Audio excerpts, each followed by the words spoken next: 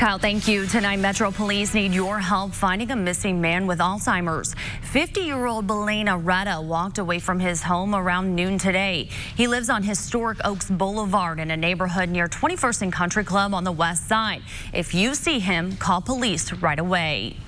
The investigation continues tonight after a crash that left one woman dead in Henry County. It happened last night just before 10 o'clock on I-70 East near Knightstown. Police responded finding a car on fire with heavy front end damage. First responders put out the flames and began helping the woman inside, but despite their efforts, 45-year-old Holly Ann Guffey of Louisville died at the scene.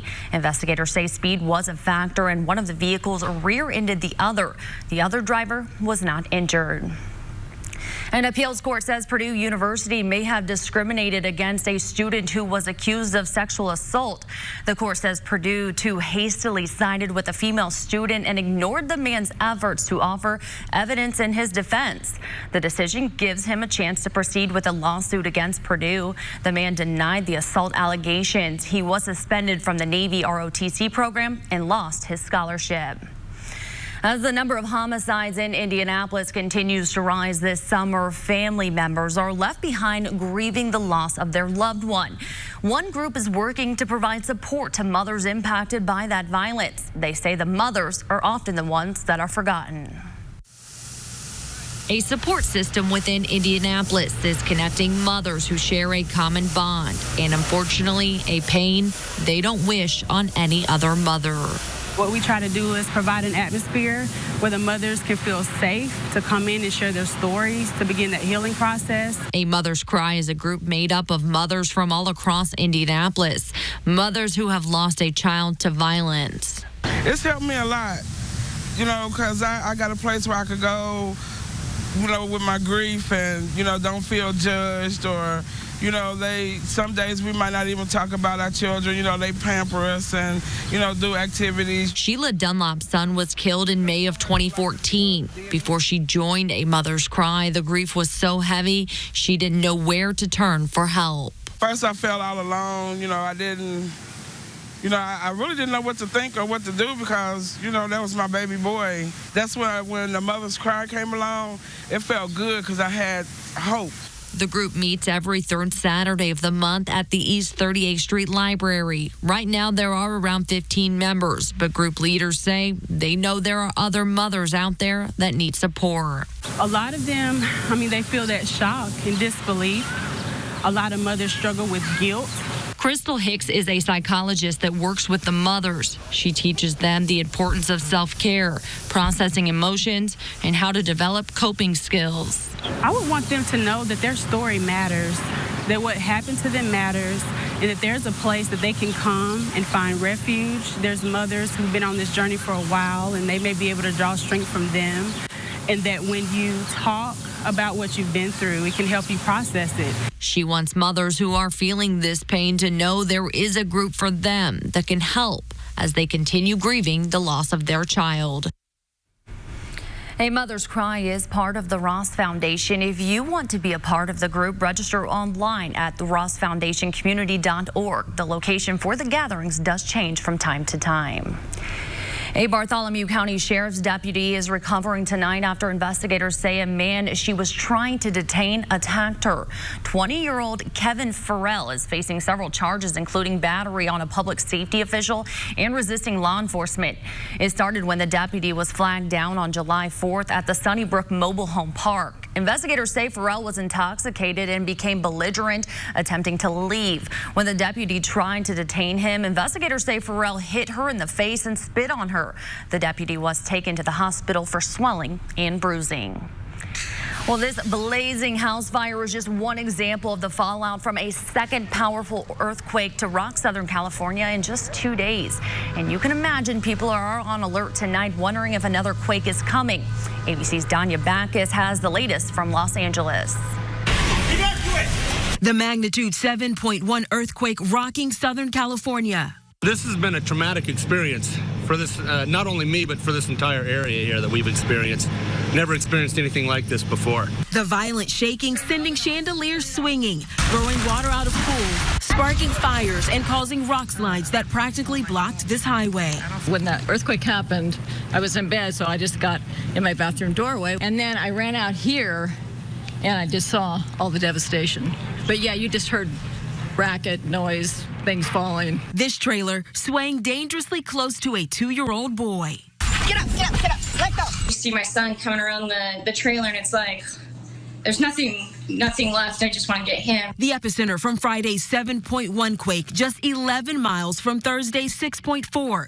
Those who live near the epicenter so shaken, many are deciding to spend the night outdoors, afraid their homes are too dangerous with the aftershock. The kids don't feel safe, my wife doesn't feel safe inside, and then just to get like a little more comfortable for them. So I plan out this camping out, that's this camp out over here. And experts saying the tremors aren't over yet. Probability of magnitude 6 is 27%. So we're likely to see maybe 1 or 2 of those in the next week.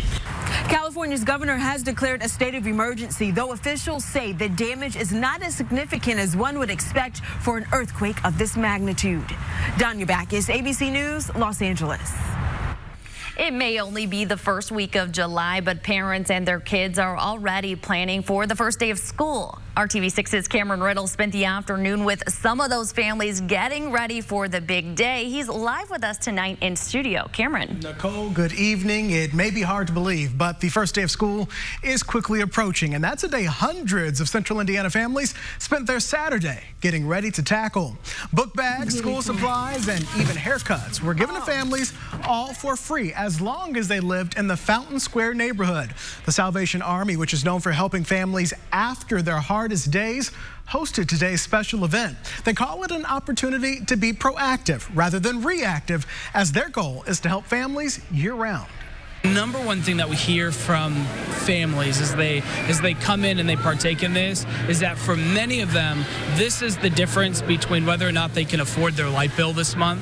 Very, very stressful, especially because of the fact that I've got 5 kids that I got to do it for.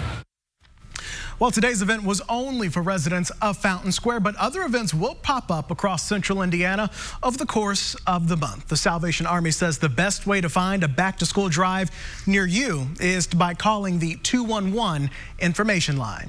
In the studio tonight, I'm Cameron Riddle, RTV6. Cameron, thank you. A massive explosion at a shopping center. Multiple injuries reported. Coming up, the challenges ahead for investigators as they try to figure out what happened. Kyle. And tonight we are tracking some downpours of rain stretching from around Shelbyville just to the east of Richmond there. I'll let you know if this rain is going to linger into your Sunday plans. You're watching RTV6 News at 6. Call 1-800-SANDALS. This is RTV6 News at 6, working for you. A massive explosion at a South Florida shopping center has left at least 20 people injured, 2 critically. The cause of the investigation now underway. Here's ABC's Diane Macedo with all the details. An investigation is underway in Plantation, Florida, as officials try to uncover the cause of a massive explosion at this shopping center. We had ruptured gas lines. We did have an active gas leak when we arrived. They were able to secure it. Whether that was the cause or not, we have not confirmed. Fire departments from several neighboring towns, as well as Broward Sheriff Fire and Rescue, all responded to the scene. The hazards have been secured. A search has been completed. Thank goodness. At this point, and I'm only going to say at this point, nobody was killed. Thank goodness for that. As bad as it is, it could have been a lot worse. Authorities confirm at least 20 injuries. We know that there were 2 that were serious. One was taken as a level 1 trauma to Broward Health Medical Center. The other one was also transported to Broward Health. The others were transported locally. The blast was so powerful it even damaged other buildings. It took out all the windows from the LA Fitness. It rocked the whole building. The building shook. The ceiling started falling on everyone. It was a very chaotic scene. There were people on the floor. This man was at a nearby Tesla charging station when he heard the explosion. I went underneath my car because there was so much debris falling from the sky. It was like raining big pieces of the roof, the wall, bricks, everything. I'm blessed. I'm I appreciate life more now. Roads in the area are shut down as the investigation continues. All stores and businesses in the area will also remain closed until fire personnel can determine it is safe to return. Diane Macedo, ABC News, New York. Today, the world got its first clear look at the newest royal at his christening. Baby Archie is the son of Prince Harry and Meghan Markle. He was christened in Windsor at a private ceremony exactly 2 months after he was born on May 6th. One photo shows the family in the green room of Windsor Castle. Meghan, Harry, and Archie in the center. Also, Prince Charles, the Duchess of Cornwall, Mrs. Doria Ragland, Meghan's mother, and William and Kate. 2 of Harry's aunts were there as well, sisters of his late mother, Diana. The other photo was a black and white shot of the new family, Harry, Meghan, and Archie together. July 4th was a special night for an Indiana couple, and through a happy coincidence, their big moment was captured forever. The problem was photographer Tyler Huffman needed to find the man and woman in the picture. Huffman was snapping pictures of the fireworks display in Carmel, completely absorbed by the brilliant colors. But it wasn't until later that he noticed the man on one knee popping the question.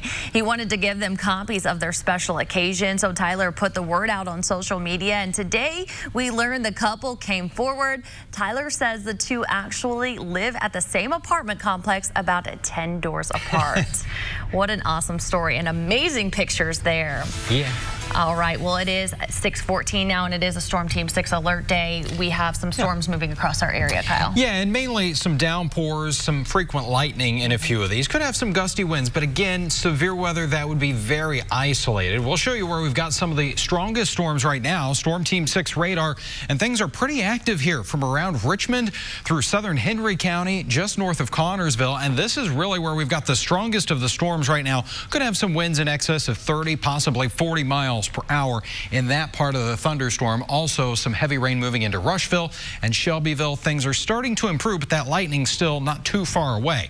As we track this toward the east and southeast, around 25 miles per hour, there you kind of get the timeline here into Rushville here in the next couple of minutes. Farmington at 6:27 and Brownsville at 6:38. A few more downpours for us with some lightning around Veedersburg. Also, southeastern parts of Tippecanoe County here along Interstate 65. And then as we go into Putnam County, just east of Greencastle, brief downpour there. And you can see from our Weather Now camera in the Greencastle area some of those darker skies as the clouds are kind of taking over here, but kind of giving us a little bit of a relief from some of that heat. We made it to the 90-degree mark for the 6th day this year. 80 degrees right now in Indianapolis. That's after some rain moved through earlier this afternoon. It's 88 in Bloomington and 81 degrees in Kokomo.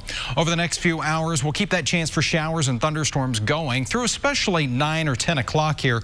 Then things begin to wind down. Temperatures still in the middle 70s right on through 11 o'clock tonight, and tomorrow morning we'll start off mid-60s in Lafayette. Most areas, though, you're going to be right around that 70-degree mark. So even though we've got the showers and storms moving through, we're not going to change the humidity levels too much. So maybe you're going to be heading to take a dip at the pool on Sunday in the forecast. You know, we got about a 20% chance of a shower or thunderstorm throughout the afternoon here. So our rain chances a whole lot lower. So really in pretty good shape for your outdoor plans tomorrow. Just keep an eye to the sky for some of those storms to move through, and we'll have that UV index in the high category. So you're going to need that sunscreen as you pretty much need all summer long here. So let's take you to TrueCast. This is 1 o'clock tomorrow afternoon. You can see the clouds that we have around, and there's some of those pop-up showers and storms. Not going to see the coverage tomorrow like we've got this afternoon across the Hoosier State. And then once we get to about 9, 10 o'clock tomorrow night, just as it's been, we'll start to see those showers and storms winding down. Temperature-wise, not quite as hot tomorrow. 85 degrees Bloomington and Indianapolis, about 86 for you in the Muncie area. And if you've got some of that yard work to do tomorrow, you can get out there and do it. And really the next several days looking to be pretty good here until we get to Wednesday. That's our next best chance for some rain moving back into the area. 7-day planning forecast now as we put it all together here for you. And there are those high temperatures, middle 80s here through Tuesday. We'll be close to 90 degrees though again on Wednesday before the showers and storms move in. Highs in the middle 80s for you the end of the weekend. We'll really start to see that humidity come down a couple of times. One of those going to be on Monday, and then after the storms on Wednesday. I'm so excited, Kyle, because the pool at my complex finally opened today. Wow, it's taken them a little while. I know, they had to do construction. So we got out there this morning and enjoyed some of that nice weather. Busy place. Yeah, thank you so much. Well, coming up on RTV6 News at 6.